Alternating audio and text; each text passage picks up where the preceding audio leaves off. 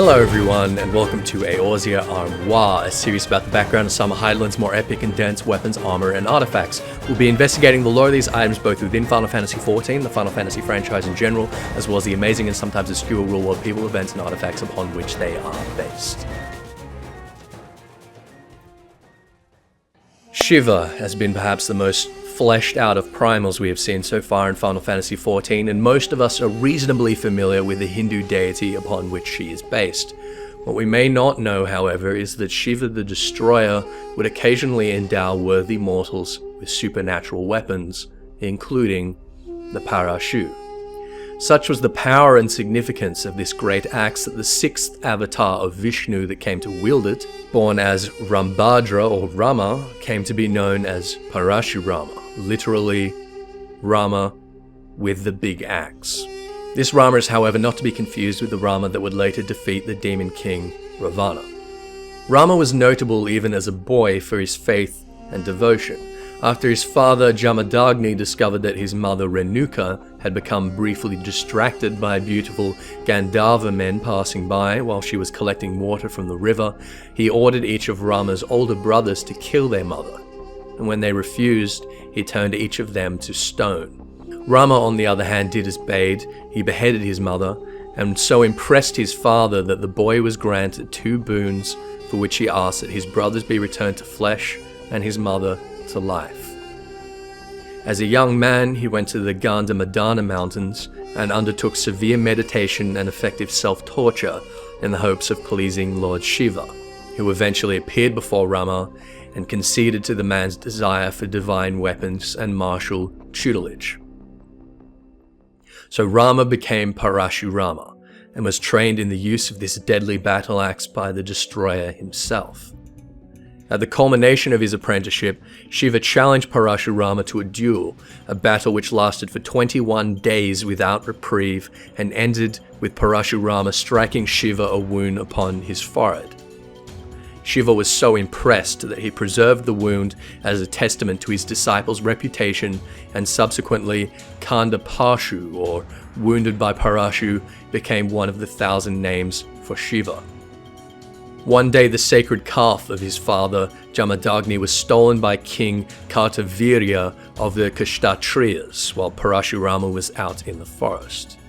When he learned of the crime, he traveled to the palace of the king, slaughtered his armies single-handedly, and killed the king after hewing off each of his 1,000 arms.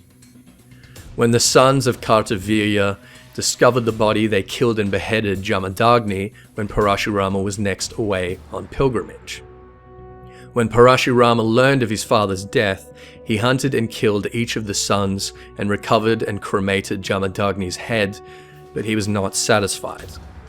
Parashurama vowed to exact a complete genocide against the Kshatriya race 21 times over, and so traveled the earth executing every man of this caste, guilty or innocent, leaving the women alive that they might bear male children for Parashurama to repeat this genocide 21 times over the centuries, forming 5 great lakes of blood and staining the river at which he subsequently washed his axe entirely crimson. He split the conquered lands and gifted them to various Brahmins that he considered worthy of governance. With the Parashurama severed the tusk of Ganesha, god of beginnings, letters, intellect, and reason.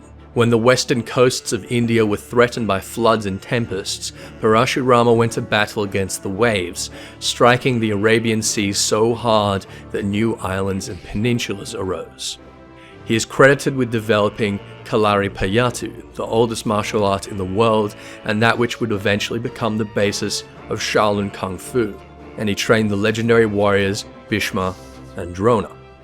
When Parashurama became frustrated with the sun god Surya for making too much heat, Surya hastily designed and delivered to the warrior 2 new inventions in the hope that it would pacify him and keep him from bringing the axe to bear against the god: sandals and an umbrella. If this was the one and only story we could find of Parashurama, it would alone earn him a spot in my list of top 10 bad motherfuckers of all time and space. Although other incarnations of Vishnu were born, Parashurama outlived them all, having attained immortality as a Chiranjeevi. Hindus believe that he is still alive today, meditating on the peak of the Mahendra mountain and awaiting the birth of Kalki, the final avatar of Vishnu, that he might train Kalki and guide him in his mission to bring about the end of time. It seems to me that the Parashu might represent to us that which the Eorzean warrior is ultimately capable of.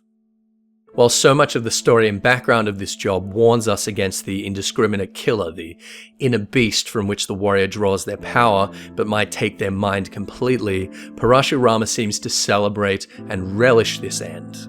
Perhaps it is only now that the Warrior of Light has so thoroughly mastered and bridled the soul of the warrior that they might wield the Parashu without becoming something akin to the Parashurama themselves.